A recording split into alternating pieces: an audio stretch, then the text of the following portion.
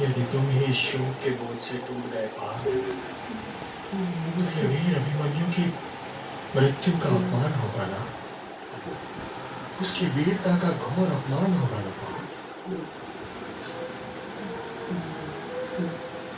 तुम्हारा बालक तो आचार्य द्रोण, महारथी कर्ण, महारथी दुर्योधन, दुशासन, महारथी कृतवर्मा और शकुनी जैसे योद्धाओं के साथ अकेला युद्ध करता हुआ वीर गति को प्राप्त हुआ है पार्थ, अकेला। गर्व करो इस बात पर